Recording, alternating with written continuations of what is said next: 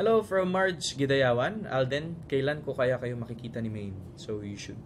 I suggest, punta ka ng Broadway. Yun, nandun lang kami. And coming from Ariel, nakapunta ka na ba ng Marina Bay Sands for Pokemon hunting? Honestly, medyo it has been a while that I already gave up playing online games kasi it consumes so much of my time. So, but I've been there to see yung shopping malls and to chill dun sa rooftop for season 7. Hello Mr. and Mrs. R. Yes, actually tapos ko na lahat ng seasons ng Game of Thrones from 1 to 6. Nag-binge watching ako. So kaya lately napuyat ako talaga ng sobra. Siguro a couple of months ago. And I'm very excited for season 7. I've been stalking the accounts of the lead stars of Game of Thrones. And I just can't wait. Ang daming mangyayari.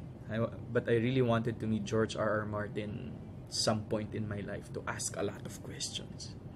So, abangan natin for season 7. Hello Mr. and Mrs. R. Yes, actually tapos ko na lahat ng seasons ng Game of Thrones from 1 to 6. Nag-binge watching ako. So kaya lately napuyat ako talaga ng sobra. Siguro a couple of months ago. And I'm very excited for season 7. I've been stalking the accounts of the lead stars of Game of Thrones. And I just can't wait. Ang daming mangyayari. But I really wanted to meet George R.R. Martin some point in my life to ask a lot of questions. So, abangan natin. And from Zena28, what was the last picture you took with your phone? Actually, you can look it up on my Twitter account and see that dog. And with a caption, I died today. That was the last photo I took. Action. Thank you po. Love ko rin po. Yun lang? Sige pa. Thank you. I've always believed. Dali. I don't believe. Dali. 14 seconds. 15. 30 seconds lang to. Sige, thank you sa support. Thank you po. Thank you po sa support. Sa love. Saka sa... Alam yan. Ito. From G. Precious Reyes, what accomplishments are you most proud of? Well, of course, Aldab, and then I was actually given a chance to open 2 restaurants in 1 year. So that's the most thing that I'm mostly proud of now. There. From March, at this point of your life, would you say you're already an accomplished man?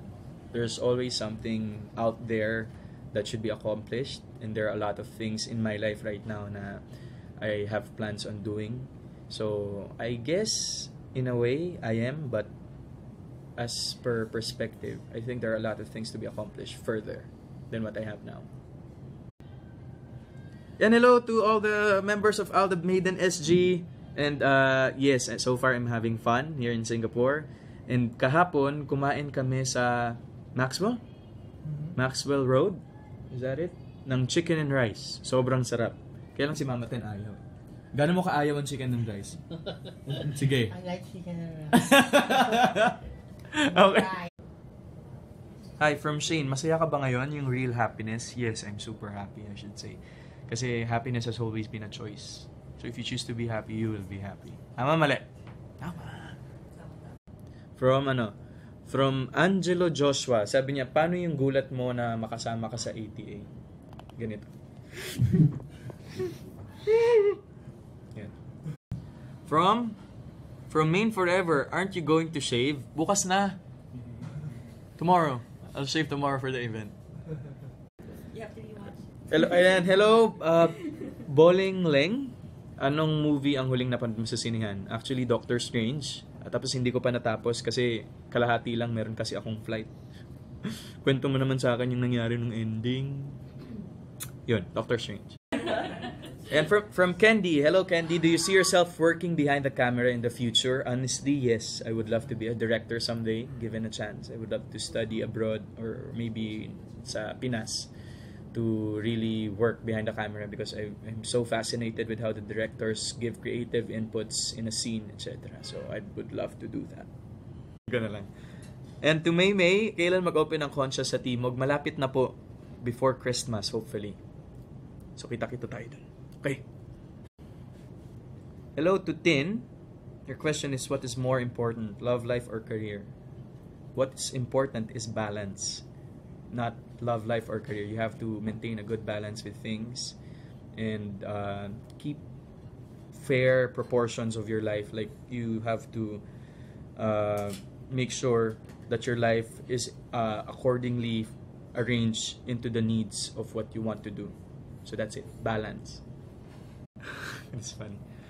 Ayan, from MCNLSP. RJ, mga ilan pakin nyo ni Meng sa Hanash? Siguro mga 0%.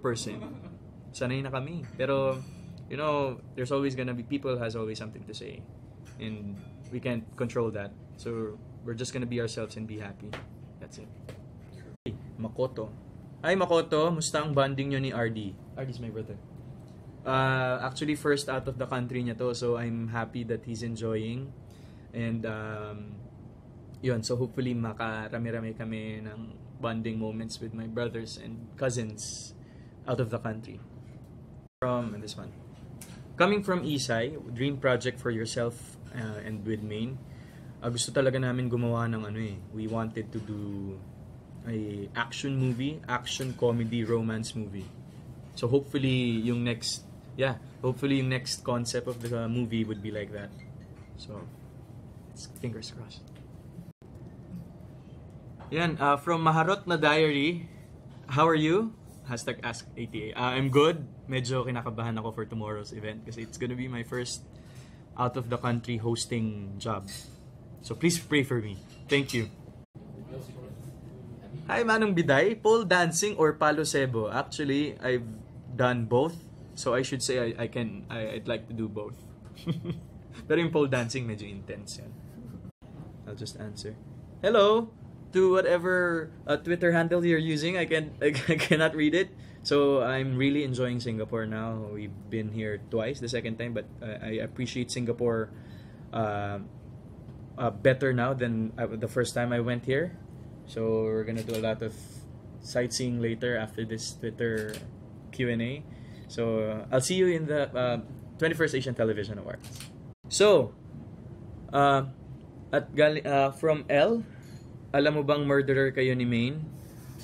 Madalas kaming sa kilig mamamatay dahil sa inyo. Well, thank you.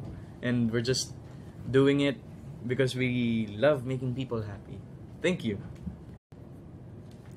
And coming from Remain, what's your most memorable role? Well, my most memorable role was when I did, if you could recall back, 2012, I think. It's The Road, where I played a psycho killer.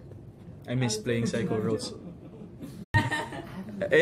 Alright, this question coming from Madge Perez. What's the key to success? Well, basically, the key to success is hard work, faith, and setting what you really want in your life and putting God first in everything you do.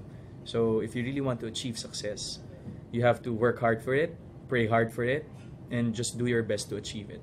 So that's what success is for me. That's one of the keys. Hello guys. Thank you for participating with this Q&A for today. And catch me on the Asian Television Awards tomorrow at Suntec, Singapore. And thank you for all the very interesting questions. So, makita-kita po tayo soon. Salamat po.